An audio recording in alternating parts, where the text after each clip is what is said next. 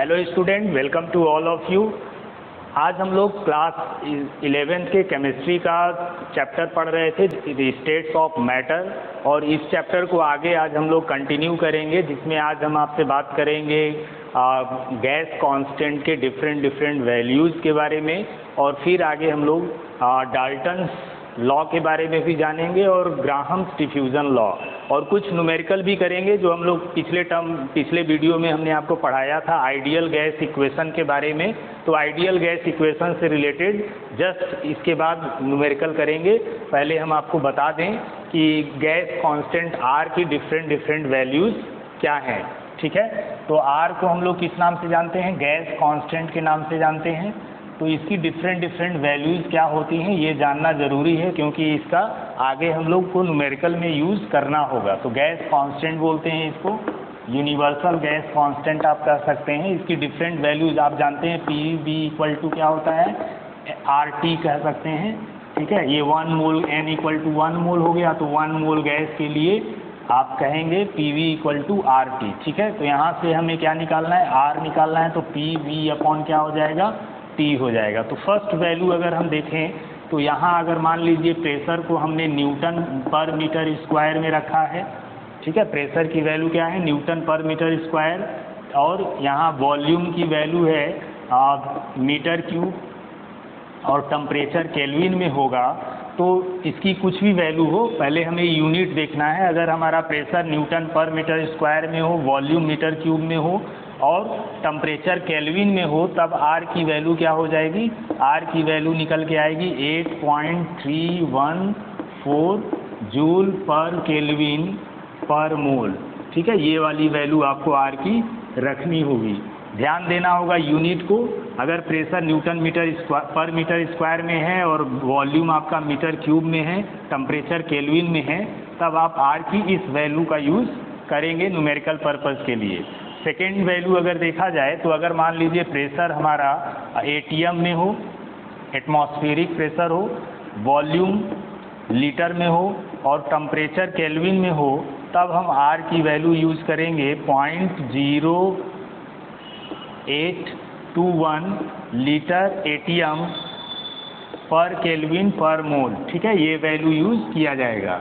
और एक वैल्यू और याद रखना है, यानी इस वैल्यू को आपको याद रखना होगा, ठीक है। ये वैल्यू आप कब यूज़ करोगे, जब प्रेशर आपका एटीएम में दिया हो क्वेश्चन के अंदर, वॉल्यूम लीटर में दिया हो और टेम्परेचर केल्विन में दिया हो। जब इन यूनिट के साथ अगर प्रेशर वॉल्यूम टेम्परेचर दिया हो, तब हम आर की इस वैल्यू का यूज़ करेंगे। उसके बाद थर्ड वैल्यू भी आप देख लीजिए, याद कर लीजिए इसको भी। प्रेशर अगर मान लीजिए डाइन पर सेंटीमीटर स्क्वायर में हो, वॉल्यूम सेंटीमीटर क्यूब में हो, टेम्परेचर केल्विन में हो, तो यहाँ पे आर की वैल्यू आपको क्या यूज़ करना है, 2 कैलोरी पर केल्विन पर मोल, ठीक। ये वैल्यू आर की यूज़ करेंगे आप। और ये वैल्यू अक्सर हम लोग एनर्जी के केस में यूज़ करते हैं। जब भी एनर्जी निकालने के लिए होता है तो वहाँ पे इस वैल्यू का यूज़ किया जाता है एनर्जी इक्वेशन के लिए, ठीक है।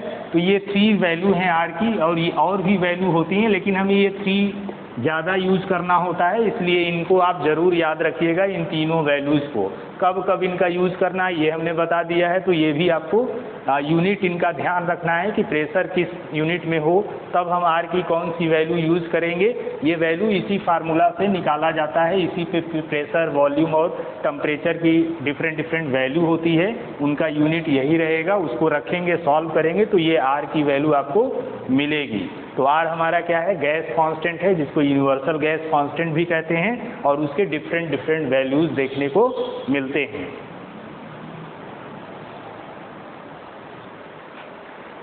चलिए अब हम लोग गैस इक्वेशन से रिलेटेड कुछ न्यूमेरिकल कर लेते हैं। पिछले वीडियो में हमने आपको गैस इक्वेशन के बारे में बताया था, और gas equation P1V1 upon T1 equal to P2 V2 upon T2, ये गैस इक्वेशन था, ठीक है। अब इसमें यूज़ करके हमें न्यूमेरिकल सॉल्व करना है। ये न्यूमेरिकल है 500 ml of a gas at 25 degree Celsius. ml में क्या दिया है, वॉल्यूम, तो इसका वॉल्यूम कितना हो गया, first volume 500 ml at 25 degree Celsius, यानी T1 यहाँ से 25 डिग्री सेल्सियस पता हो गया। अब जब भी डिग्री सेल्सियस में टेम्परेचर दिया रहेगा तो उसमें हम केल्विन में चेंज कर लेंगे उसको, तो 25 में 273 प्लस कर लेंगे तो हमें केल्विन में टेम्परेचर मिल जाएगा, और इसको प्लस करने पर हमें टेम्परेचर क्या मिल जाएगा, 298 केल्विन, ये टेम्परेचर आ जाएगा आपका T1। उसके बाद exert a pressure of 75 centimetre of Hg, pressure क्या दिया है P1 75 सेंटीमीटर ऑफ Hg, ये प्रेशर दिया हुआ है। अब उसके बाद हम देखेंगे calculate the volume of the gas, यानी नेक्स्ट वॉल्यूम आपको फाइंड आउट करना है, और उसका टेम्परेचर भी दिया है T2, ये दिया है 125 डिग्री सेल्सियस, इसको भी केल्विन में चेंज कर लेंगे 273 प्लस करके, तो यहाँ से ये आ जाएगा आपका 8, 9 और 3, इतना केल्विन 398 केल्विन टेम्परेचर आ जाएगा। अब इस फार्मूला का यूज़ करेंगे, और इस फार्मूला में हमें क्या फाइंड आउट करना है, V2 फाइंड आउट करना है। तो V2 इक्वल टू हम क्या लिखेंगे, V2 इक्वल टू लिखेंगे P1 V1 T2 upon P2 T1, ठीक है। अब इसमें वैल्यू पुट कर देंगे, यहाँ P1 की वैल्यू हमारे पास है 75 सेंटीमीटर, और V1 की वैल्यू है 500, T2 की वैल्यू आया हमारा 398 केल्विन अपॉन, उसके बाद हमारा P2 की वैल्यू दिया हुआ है, P2 की वैल्यू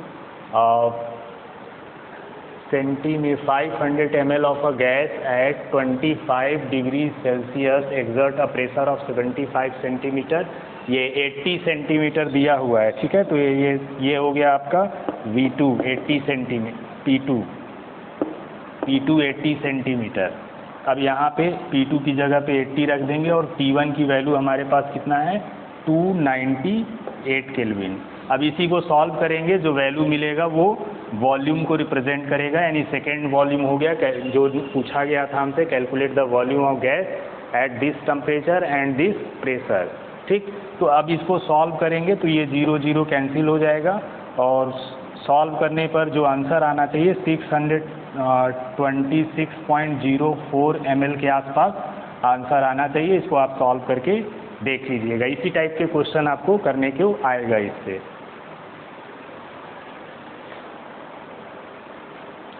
सेकेंड क्वेश्चन आपको दिख रहा है, calculate the temperature of 4.0 mole of gas occupying 5 cubic decimetre at 3.25 bar, ठीक है। अब यहाँ पे क्वेश्चन में n की वैल्यू दिया है 4 मोल है, उसके बाद इसमें ये डेसीमीटर क्यूब क्या दिया है, वॉल्यूम दिया है, तो ये वॉल्यूम हो गया आपका 5 डेसीमीटर क्यूब, और ये बार में क्या है प्रेशर, तो ये प्रेशर हो गया 3.32 बार, ठीक। अब उसके बाद R की भी वैल्यू हमें दे रखा है क्वेश्चन में 0.083 बार डेसीमीटर क्यूब पर केल्विन पर मोल, ये वैल्यू यूज़ करेंगे R का। हमारे पास इक्वेशन है PV इक्वल टू nRT, ठीक। T निकालना है हमको, तो T equal to PV upon nR हो जाएगा। अब ये सभी वैल्यू को हम रख देंगे यहाँ पे 3.32, और V की वैल्यू है 5 अपॉन N की वैल्यू हो गया 4 इंटू R क्या है 0.083। अब इसको सॉल्व करेंगे, तो सॉल्व करने पर करीब ये 50 केल्विन के आसपास आपका आंसर आना चाहिए। तो इस तरह से ये तो इजी क्वेश्चन है, कुछ टफ क्वेश्चन भी आते हैं, उसको भी देख लेते हैं हम लोग।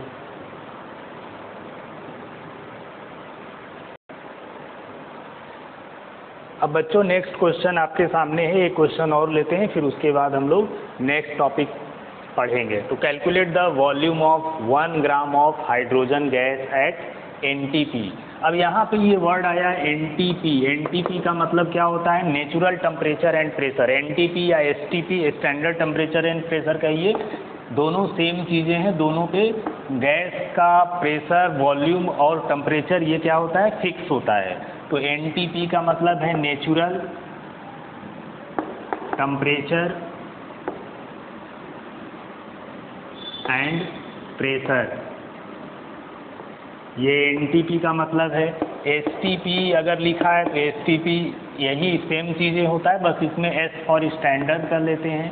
तो स्टैंडर्ड टेम्परेचर एंड प्रेशर, ठीक। तो ये STP या NTP का मतलब होता है, तो इसका यूज इसलिए होता है कि STP पर किसी भी गैस का जो प्रेशर होता है वो 1 atm कहिए या 760 मिलीमीटर कहिए या 76 सेंटीमीटर कहिए, ठीक है। ये फिक्स होता है किसी भी गैस का प्रेशर इतना NTP या STP पर होगा, ठीक।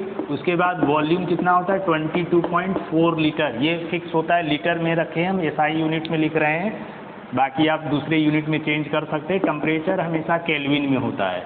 तो ये NTP या STP पर अगर ये टेम्परेचर की बात करें तो 273 केल्विन टेम्परेचर होता है NTP या STP पर, ठीक है। तो ये चीज़ें इसमें फिक्स होती हैं। अब इस क्वेश्चन में अगर देखा जाए तो इस क्वेश्चन में हमसे क्या पूछा, ये तो NTP का मतलब हो गया कि NTP पर क्या होता है, NTP पर किसी भी गैस का प्रेशर 1 atm होता है, वॉल्यूम 22.4 लीटर होता है, टेम्परेचर 273 केल्विन होता है। अगर क्वेश्चन में नहीं दिया है तो इसका मतलब ये 3 चीज़ें आपको पता होना चाहिए, इसका आपको यूज़ करना होगा इस क्वेश्चन में, ठीक है। तो अब हमें ये पता हो गया कि NTP पर गैस का वॉल्यूम, प्रेशर और टेम्परेचर इतना इतना है। अब हम इस क्वेश्चन में कैसे इनका यूज़ करेंगे, पूछा है कैलकुलेट द वॉल्यूम ऑफ 1 ग्राम, ग्राम में यानी मास दिया है, W = 1 ग्राम दिया है, ठीक है। हाइड्रोजन कहा है तो मोलर मास यानी molecular mass of hydrogen, molecular mass को M से रिप्रेजेंट करते हैं और हाइड्रोजन का मॉलिक्यूलर मास निकालेंगे। हाइड्रोजन में 2 एटम है तो 2 इंटू हाइड्रोजन का मास 1 होता है, तो यहाँ से मॉलिक्यूलर मास कितना आ गया इसका, हाइड्रोजन का 2 आ गया, ठीक है। अब हमारे पास NTP कहने की वजह से यहाँ पे हमारे पास क्या क्या है, यहाँ टेम्परेचर दिया है, हमें कितना दिया है 273 टेम्परेचर हो गया, प्रेशर 1 atm रख देंगे, वॉल्यूम 22.4 लीटर रख देंगे और इस तरह सॉल्व करेंगे। और हाँ, एक बात और कि गैस कांस्टेंट की वैल्यू भी 0.0821 लीटर ATM पर केल्विन पर मोल, ये वाली वैल्यू यूज़ करेंगे, ठीक है। लीटर ATM पर केल्विन पर मोल ये वैल्यू यूज़ करेंगे और सॉल्व कर लेंगे फार्मूला लगा के, PV = W/mRT। आपको पढ़ाया गया होगा PV = nRT और N = क्या होता है, मास अपॉन मोलर मास। अब यहाँ से हमें क्या निकालना है, कैलकुलेट द वॉल्यूम, वॉल्यूम निकालना है, तो V = क्या हो गया WRT/P, ठीक। अब W की वैल्यू क्या है 1 है, R की वैल्यू 0.08, ठीक, 2 और T टेम्परेचर की वैल्यू क्या है 273 केल्विन है, अपॉन प्रेशर, प्रेशर कितना है यहाँ पे, प्रेशर दिया है 1 atm। अब इसको सॉल्व करेंगे तो ये सॉल्व करने पर आपको वैल्यू मिल जाएगा 11.2 लीटर, तो ये इसका वॉल्यूम हो गया 11.2 लीटर इस क्वेश्चन के लिए, ठीक है। तो इस टाइप से क्वेश्चन अगर पूछा जाता है तो आप इस तरह इस फार्मूला को चेंज करके आप यूज़ कर सकते हैं। अब ज़्यादा इससे कुछ इधर उधर का नहीं होगा, बस फार्मूला से चेंज करके ही आपको क्वेश्चन ऐसे करने को मिलेगा।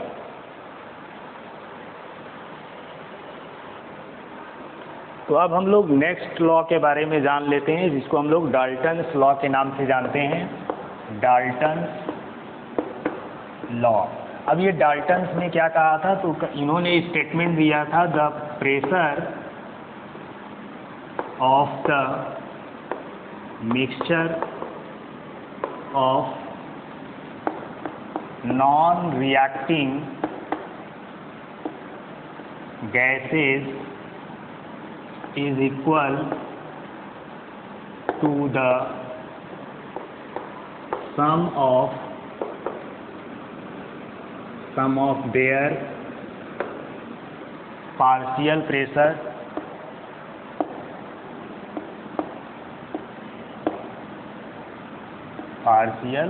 pressure when enclosed in the same volume under similar conditions, ठीक। तो ये स्टेटमेंट था, जॉन डाल्टन थे, उन्होंने ये स्टेटमेंट दिया, the pressure of mixture of non reacting gases. अगर मान लीजिए किसी कंटेनर में नॉन रिएक्टिंग गैसेज है, जैसे ये हाइड्रोजन है, ये ऑक्सीजन है, ये नाइट्रोजन है, ये डिफरेंट नॉन रिएक्टिंग गैसेज है।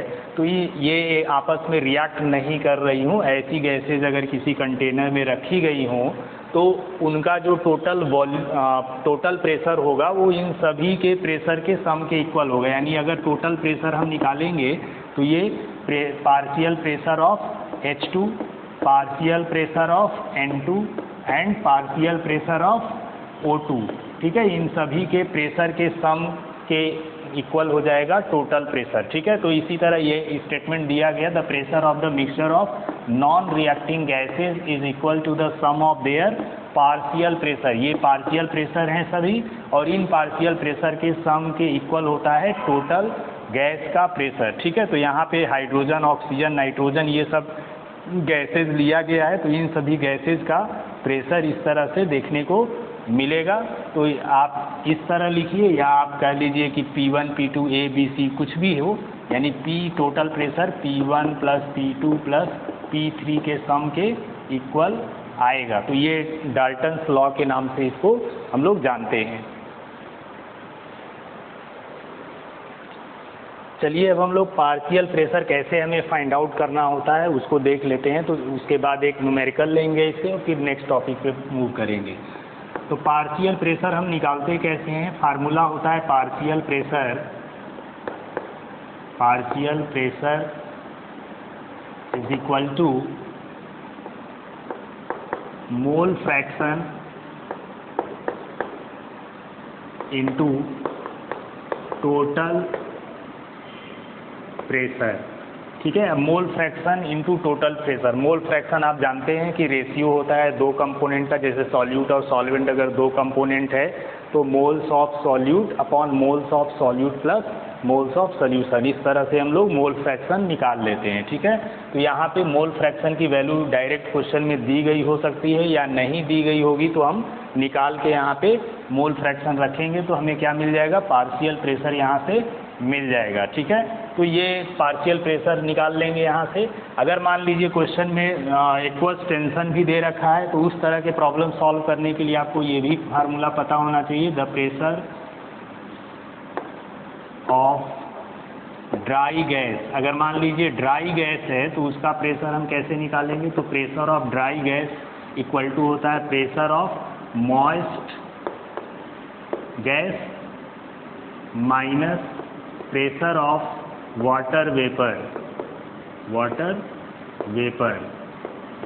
ठीक, तो इस तरह अगर हमें प्रेशर निकालना है ड्राई गैस का, तो ड्राई गैस का प्रेशर क्या होता है? मॉइस्ट गैस के प्रेशर में से वाटर वेपर के प्रेशर को हम लोग क्या करेंगे? माइनस कर देंगे। ठीक है, या ऐसे भी लिख सकते हैं pressure of dry gas is equal to pressure of moist gas. Moist का मतलब है नमी उसमें हो, वाटर पार्टिकल थोड़ा सा हो, तो उस वाटर को हम हटाना चाहेंगे यहाँ पे। ठीक है, तो प्रेशर ऑफ ये यहाँ पे ये प्रेशर वाटर वेपर के प्रेशर को और किस नाम से जाना जाएगा? तो इसको एक्वस टेंशन के नाम से जानेंगे। एक्वस टेंशन यानी वाटर के थ्रू जो प्रेशर अप्लाई किया जाता है उसको एक्वस टेंशन कहा जाता है। अब ये एक्वस टेंशन जो है वो वाटर का क्वेश्चन में दिया रहेगा और उसको आपको यूज़ करना होगा। ठीक है, तो मॉइस्ट गैस का जो प्रेशर है उसमें से एक्वस टेंशन जो भी क्वेश्चन में दिया है उसको हटा देंगे, तो यहाँ ड्राई गैस का प्रेशर पता हो जाएगा और फिर हम इससे क्वेश्चन को सॉल्व कर सकते हैं। तो इस तरह ये दोनों यूज़ हो सकता है इसके न्यूमेरिकल में, तो वो हमने बता दिया। अब यहाँ एक क्वेश्चन देखिए, the partial pressure of 3 gases A, B, C and D are A, B, C are 556 centimetre, 1 atm and 300 millimetre. ये प्रेशर पार्शियल गैस का A, B, C गैस है तो उनका प्रेशर दिया है। A का जो प्रेशर है वो दिया है 56 सेंटीमीटर, B का प्रेशर दिया हुआ है आपको 1.0 atm, C का प्रेशर दिया हुआ है ये है आपका 300 मिलीमीटर। ठीक, अब इन सभी प्रेशर को हमें एक यूनिट में चेंज कर लेना होता है। चलिए मिलीमीटर में सभी को चेंज कर लेते हैं। तो यहाँ पे 556 सेंटीमीटर है, इसमें 10 से इंटू करेंगे तो क्या हो जाएगा? ये मिलीमीटर में चेंज हो जाएगा, तो इसको 56 इंटू 10 मिलीमीटर हो जाएगा।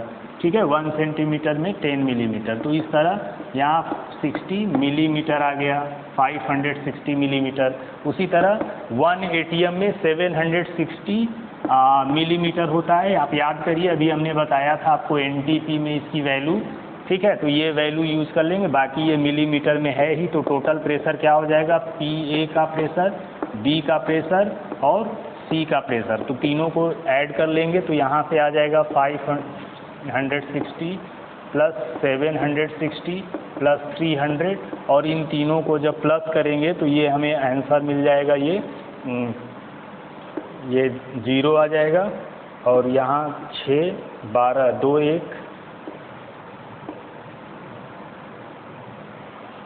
ठीक है। तो ये इतना 620 मिलीमीटर ये टोटल प्रेशर आ गया। तो इस तरह से क्वेश्चन आपसे पूछा जा सकता है डाल्टन्स लॉ पे।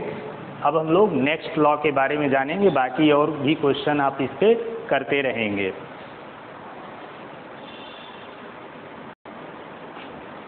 नेक्स्ट है हमारा ग्राहम्स लॉ ऑफ डिफ्यूजन। तो चलिए उसको जान लेते हैं। पहले तो आप डिफ्यूजन के बारे में जानते होंगे। डिफ्यूजन का मतलब होता है the movement of particle from higher concentration to lower concentration. जैसे कोई अगर परफ्यूम एक जगह पे एयर में आया है तो आप देखेंगे, या अगरबत्ती मान लीजिए आप जला दीजिए, तो देखिए कुछ दूर उसका स्मेल देर में कुछ दूर तक पहुंच जाता है। तो कैसे पहुंच जाता है, ये मूवमेंट की वजह से पहुंच जाता है। इसी को हम लोग डिफ्यूज़न के नाम से जानते हैं। तो ये डिफ्यूज़न के लिए ग्राहम्स ने एक लॉ दिया था जिसको हमें यहाँ पे जानना है, और उसको हम लोग जानेंगे ग्राहम्स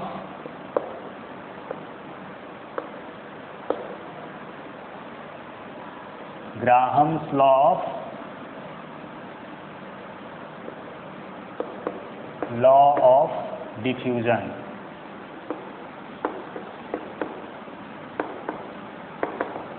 अब इस ग्राहम्स लॉ ऑफ डिफ्यूजन में ये हमें पहले स्टेटमेंट देखना है। तो इन्होंने स्टेटमेंट दिया था at a given temperature and pressure the rate of diffusion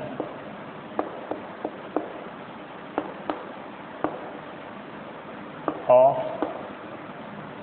gases is inversely proportional to the square root of its density। तो ये स्टेटमेंट था इनका, यानी R is proportional to 1/√D। ठीक है, R यहाँ पे क्या है, रेट ऑफ डिफ्यूज़न को बता रहा है। इसको रेट ऑफ डिफ्यूज़न बोलेंगे। ठीक, तो rate of diffusion proportional to 1/डेंसिटी। D क्या है, डेंसिटी को रिप्रेजेंट कर रहा है। तो इस तरह अगर दो अलग अलग गैस की बात किया जाए तो इसके लिए rate of diffusion R1/R2 equal to √D2/D1 हो जाएगा। ये फार्मूला आ जाएगा दो डिफरेंट गैसेस के लिए रेट ऑफ डिफ्यूज़न और डेंसिटी में ये रिलेशन आएगा। ठीक है, उसके बाद और भी रिलेशन हम यूज़ करके इस डिफरेंट फार्मूला बना सकते हैं। जैसे आप पढ़े होंगे मॉलिक्यूलर मास, मॉलिक्यूलर वेट या मास इक्वल टू क्या होता है, मॉलिक्यूलर वेट इक्वल टू होता है 2 × डेंसिटी। ठीक है, वेपर डेंसिटी। तो इस तरह यहाँ से मॉलिक्यूलर वेट को m से और ये 2 × d हो गया, तो d इक्वल टू क्या लिख सकते हैं, m/2 लिख सकते हैं यहाँ पे। तो इस तरह डेंसिटी को यहाँ चेंज कर लेंगे तो रेट ऑफ डिफ्यूज़न का नेक्स्ट नया फार्मूला आ जाएगा, और वो फार्मूला हो जाएगा R1/R2 इक्वल टू √, आप इसको रखेंगे यहाँ पे D2 की जगह पे, ये आप D1 इक्वल टू क्या रखोगे, m1/2, D2 इक्वल टू रखोगे m2/2।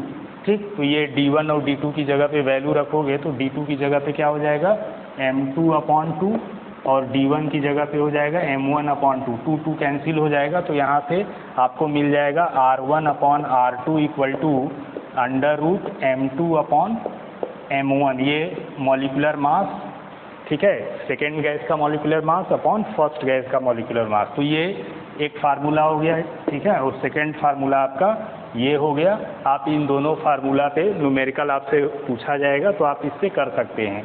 आगे भी अगर देखा जाए तो रेट ऑफ डिफ्यूज़न, इसको नेक्स्ट एक और फार्मूला यहाँ बनाएंगे हम। R इक्वल टू क्या होता है, V अपॉन T होता है। ये V क्या बता रहा है, वॉल्यूम को बता रहा है, और ये क्या बता रहा है, टाइम को बता रहा है। तो रेट ऑफ डिफ्यूज़न पर सेकेंड, ठीक है, ये टाइम को रिप्रेजेंट कर रहा है। तो रेट ऑफ डिफ्यूज़न क्या होता है, वॉल्यूम अपॉन टाइम।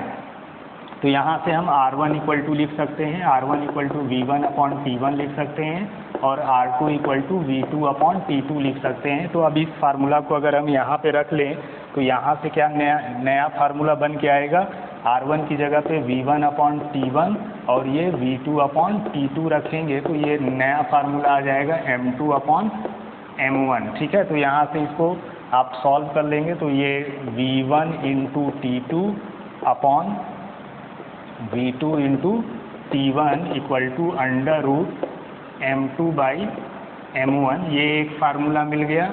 और इसी तरह D के टर्म में भी इसको under root D2 by D1 भी लिख सकते हैं, ठीक है। तो इस तरह से ये आपको थर्ड फार्मूला मिल गया। तो फर्स्ट, सेकेंड और थर्ड फार्मूला का यूज़ करके हमसे डिफ्यूज़न लॉ पे जो है क्वेश्चन पूछा जाएगा, तो उसको हमें सॉल्व करना होगा। तो चलिए कुछ क्वेश्चन भी देख लेते हैं इस टॉपिक पे।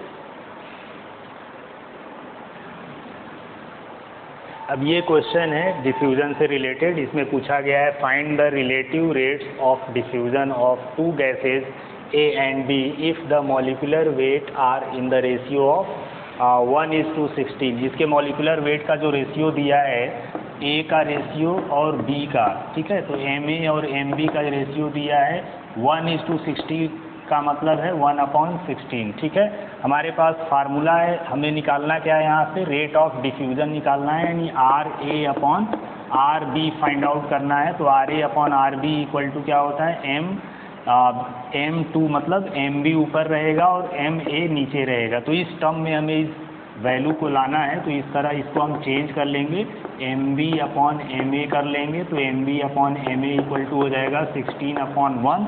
अब हम इस फार्मूला में इसको रख देंगे तो ये 16/1 आ जाएगा। तो यहाँ से आप वर्ग स्क्वायर रूट निकालेंगे तो 4:1 आएगा। तो इस तरह RA और RB का जो रेशियो है वो क्या आ गया, 4:1 का रेशियो मिला। तो इस तरह के क्वेश्चन आपको देखने को मिलेंगे इसमें।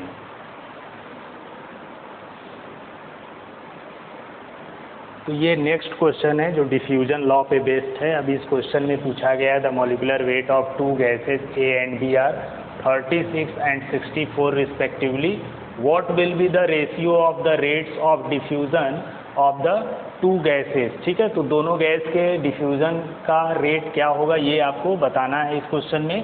तो यहाँ से RA upon RB equal to क्या होगा फार्मूला, MB अपॉन MA, ये फार्मूला है हमारे पास। अब यहाँ से हमें दिया हुआ है मॉलिकुलर वेट का MA अपॉन MB का जो रेशियो दिया हुआ है क्वेश्चन में वो 36/64 है। अब इसको हम MB में चेंज जब करेंगे, इसको पलट देंगे, ऊपर MB को ऊपर कर लेंगे और MA को नीचे, तो ये 64/36 हो जाएगा। अब इसको इस फार्मूला में यहाँ रखेंगे तो ये आपको मिलेगा 64/36।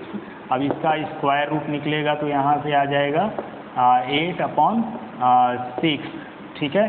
अब यहाँ से इसको काटेंगे तो ये 4 आ गया और ये 3 आ गया, तो 4/3 आ गया। यहाँ लिख सकते हैं RA और RB का जो रेट का रेशियो है वो 4:3 आंसर आएगा इसमें, ठीक है। तो इस तरह आपको क्वेश्चन पूछा जाएगा।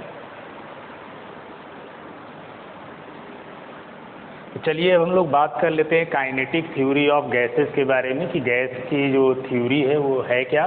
तो और उसके पोस्टुलेट्स देखेंगे, क्योंकि ये पोस्टुलेट्स इंपॉर्टेंट है। आगे हम लोग आइडियल गैस और रियल गैस के बारे में जब हम लोग पढ़ेंगे तो वहाँ पे इस थ्योरी का बहुत ज़्यादा इम्पॉर्टेंस है। तो kinetic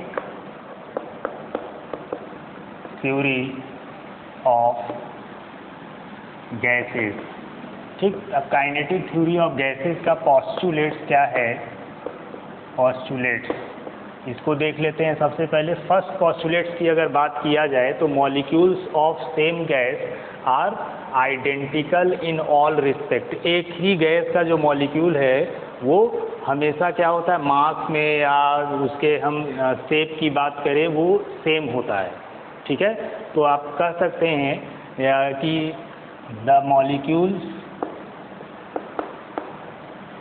of same gas are identical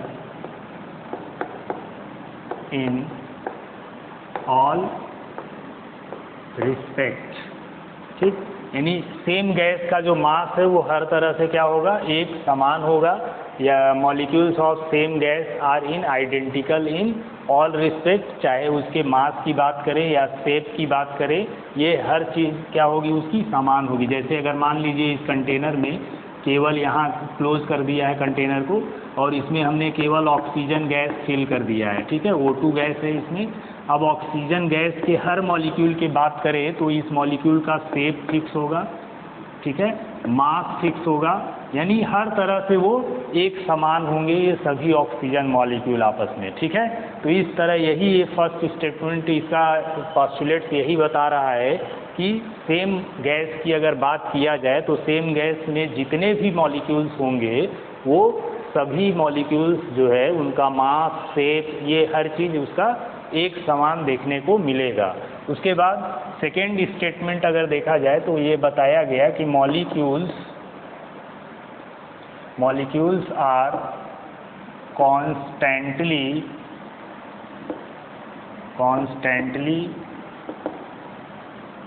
in random motion, ठीक। मॉलिक्यूल जो है एक जगह पे फिक्स नहीं रहते हैं, जबकि वो इधर उधर रैंडम मोशन करते रहते हैं, वो चाहे जिधर भी जाना चाहें उधर जा सकते हैं। तो ये मॉलिक्यूल में रैंडम मोशन पाया जाता है, जिग जैग मोशन होता है, वो कंटेनर के वॉल से टकरा के इधर उधर चलते रहते हैं। तो वही कह रहा है इसमें कि molecules are constantly in random motion, molecule हमेशा मोशन में रहते हैं और वो रैंडम मोशन करते हैं, यानी उनका कोई एक पर्टिकुलर डायरेक्शन में मोशन नहीं होता, किसी भी डायरेक्शन में वो मोशन कर सकते हैं। नेक्स्ट स्टेटमेंट है all the collisions of gas molecules among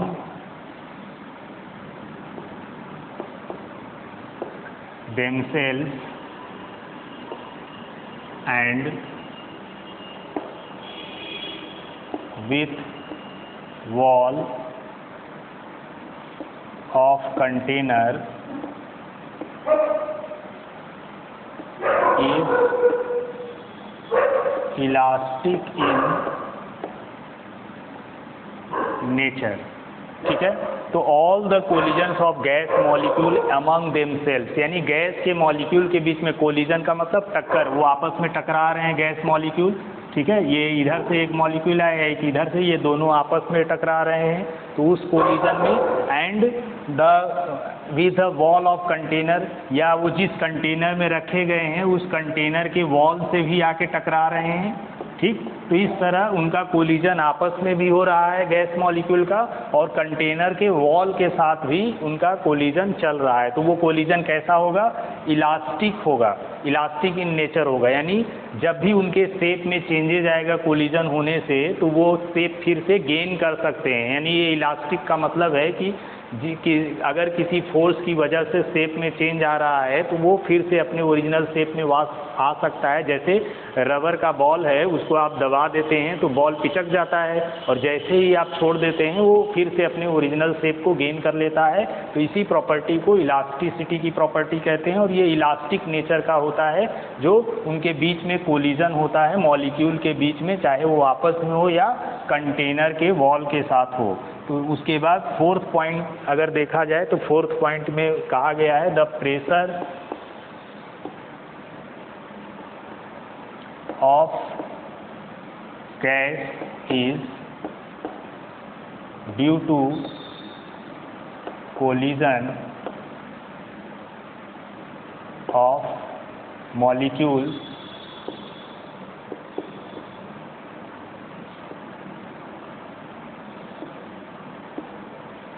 due due to collision of molecule with wall of container.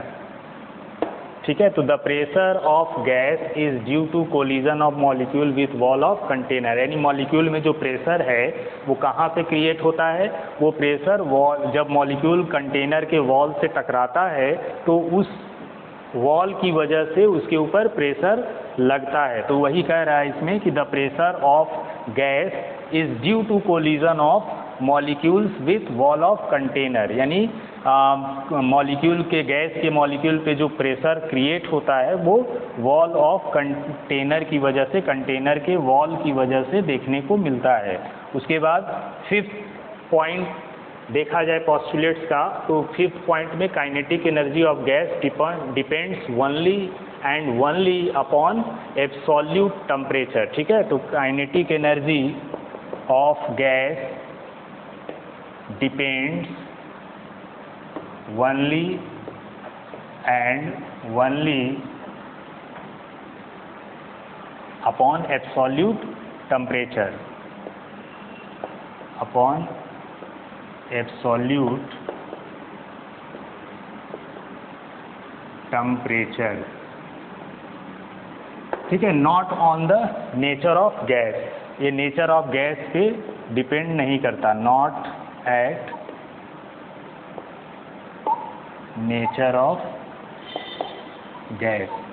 ठीक, नेचर ऑफ गैस पे डिपेंड नहीं करता। काइनेटिक एनर्जी केवल एब्सोल्यूट टेम्परेचर पे डिपेंड करता है। गैस का टेम्परेचर आप जितना ज़्यादा बढ़ाएंगे गैस के मॉलिक्यूल इधर उधर भागेंगे, और जितना भागेंगे हम कहेंगे उनकी काइनेटिक एनर्जी, मतलब मूविंग वाली एनर्जी, मूव करने की एनर्जी। ठीक है, तो जितना आप टेम्परेचर बढ़ाओगे गैस के मॉलिक्यूल उतना इधर उधर भागेंगे। जैसे अगर मान लो आप गर्मी के समय में धूप में छत पे चढ़ जाओ, तो छत पे नंगे पांव अगर जाओ तो दिखेगा टेम्परेचर ज़्यादा है, पैर जलने लगेगा, तो आप जल्दी से इधर उधर भाग के छाया ढूंढना चाहोगे। तो कुछ उसी तरह का, जैसे टेम्परेचर बढ़ता है तो यहाँ पे भी मॉलिक्यूल रैंडम मोशन इधर उधर तेज़ी से भागने लगते हैं। इसका मतलब उनका काइनेटिक एनर्जी बढ़ जाता है।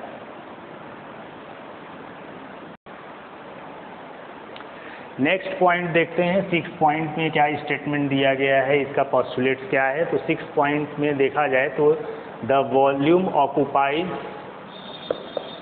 The volume occupies by gas molecules is negligible।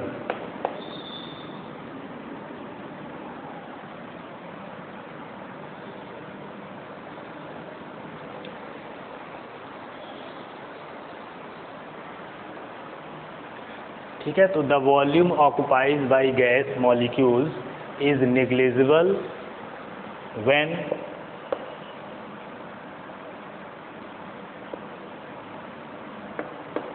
Compound to volume of gas compare to volume of gas. ठीक है, compare to volume of gas. तो the volume of occupies by gas molecules is negligible, यानी gas molecule का जो भी volume होता है वो नेग्लिजिबल माना जाता है, क्योंकि बहुत कम वॉल्यूम है। गैस का मॉलिक्यूल क्या होगा, बहुत छोटा होगा। आपने पढ़ा है कि मॉलिक्यूल्स क्या होता है, स्मॉलेस्ट पार्टिकल ऑफ मैटर होता है। अब वो मॉलिक्यूल इतना छोटा है कि उसको हम, उसकी वॉल्यूम को नेग्लिजिबल मान लिया जाता है। ठीक है, तो इस तरह कहा गया इस पोस्टुलेट्स में कि the volume occupies by gas molecules is negligible and when compare to volume of gas, gas की जो वॉल्यूम है उसके मॉलिक्यूल के वॉल्यूम से क्या है, बहुत कम है। ठीक, तो ये पॉइंट थोड़ा इम्पॉर्टेंट है, इसको याद रखेंगे। उसके बाद सेवेंथ पॉइंट, लास्ट पॉइंट है, there is no intermolecular forces of attraction among molecules, ठीक है। तो ये कहा गया कि there is no intermolecular forces of attraction among molecules, यानी मॉलिक्यूल के बीच में कोई भी इंटरमॉलिक्यूलर फोर्स ऑफ अट्रैक्शन काम नहीं करता है, ऐसा पॉसिबल हो ही नहीं सकता। इसका मतलब ये लॉ जो है यहाँ पे, मतलब ये जो स्टेटमेंट है ये थोड़ा बहुत बढ़ा चढ़ा के कह दिया गया है। ऐसा कोई मॉलिक्यूल है नहीं जिसमें थोड़ा सा अट्रैक्शन ना हो। तो वो मॉलिक्यूल आपस में एक दूसरे को अट्रैक्ट करते हैं, लेकिन हमें इस काइनेटिक थ्योरी ऑफ गैसेस को जानना था, उसमें जो बातें कही गई थी उसको जानना था। तो इस बात को हम लोग यहाँ जानेंगे, यानी इसे हमें याद रखना पड़ेगा। बाकी इसका फैक्ट सही है या नहीं है ये आगे जाके प्रूव हो जाएगा। तो there is no intermolecular force of attraction among molecules, molecule के बीच में कोई फोर्स ऑफ अट्रैक्शन काम नहीं करता। तो इस तरह से ये काइनेटिक थ्योरी ऑफ गैसेस के जो पॉस्टुलेट्स थे वो सब हमने एक एक करके बताया। अब इस पॉस्टुलेट्स का हम लोग समय पे आगे यूज़ करते रहेंगे। तो इस वीडियो में हम लोगों ने यहाँ पे काइनेटिक थ्योरी ऑफ गैसेस के बारे में पढ़ा, पार्शियल डाल्टन के लॉ के बारे में जाना, और ग्राहम्स डिफ्यूजन लॉ के बारे में भी जाना, और कुछ न्यूमेरिकल भी किया। नेक्स्ट वीडियो में हम लोग चैप्टर को अपने आखिरी स्टेज की तरफ ले चलेंगे और कोशिश करेंगे कि नेक्स्ट वीडियो में हम इस चैप्टर को कंप्लीट कर लें। Thank you.